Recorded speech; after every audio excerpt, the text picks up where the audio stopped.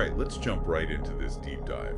We've got quite a fascinating stack of sources today. Old tales, forgotten texts, all kind of circling around this one figure, Smoke. Exactly. And our goal here really is to unpack what these specific texts tell us.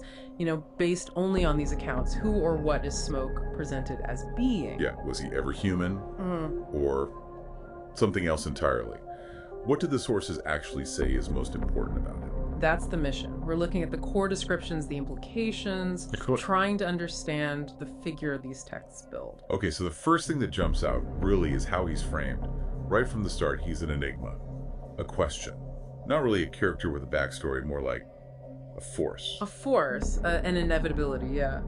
And maybe a bridge to whatever comes next. The texts seem to say for the people who meet him, his origin just doesn't matter. It's irrelevant. He simply is. That's the feeling you get. And what's really striking is how consistently they describe his communication, especially near death. It's called the Reaper's Promise. Ah, okay. What does he say? The specific words quoted are, "Step along with me, I can show you the way because I am already dead." Wow. That's direct. And the tone. Always described as calm, completely without malice, no threat implied, just stating a fact. Okay, so calm, direct.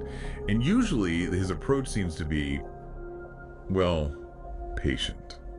The sources say he doesn't push. Right. He waits until someone is truly ready, is how they put it. Or maybe when it's just necessary. So death, in this view, it's not punishment, it's more like a transition he helps with. Exactly, a passage. But there's a big exception mentioned, a critical one. Oh, what's that? When he senses lies, or specifically poison, or if he sees harm done to the innocent. Ah, so if those things are present. Then he doesn't wait. The sources are clear. He makes the choice then and there. No waiting for readiness, he just acts. Okay, that's a significant shift.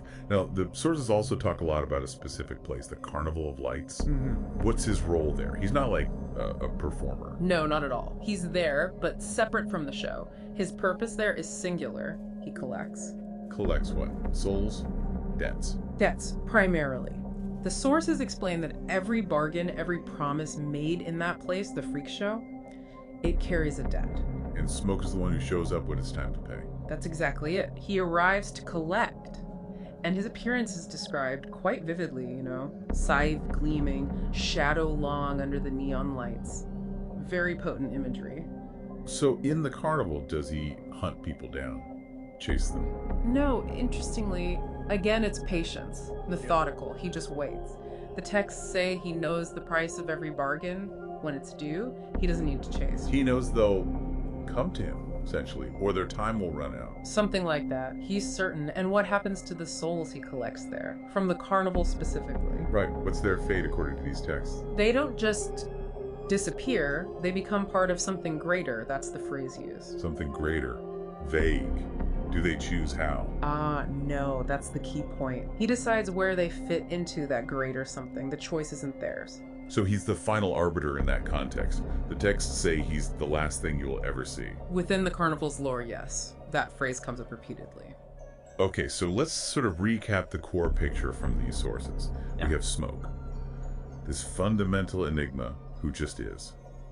Offers a calm promise at death's door. Usually patient, facilitating a transition. But becomes this active collector of consequences, especially for deals made in the Carnival of Lights, holding the final say on where those collected end up. And if you think about what that represents, beyond just the story, it's like these texts are personifying inevitability, consequence. The idea that choices, especially hidden ones, have a price that eventually comes due. It definitely paints a picture. So maybe a final thought for you listening to this, based on these sources. If some meet Smoke by fate, some because of their choices, like those carnival bargains, and others don't see him coming until it's too late, what might that imply about our own choices? About the unseen debts or consequences that might be quietly accruing, even now? Something to ponder, perhaps.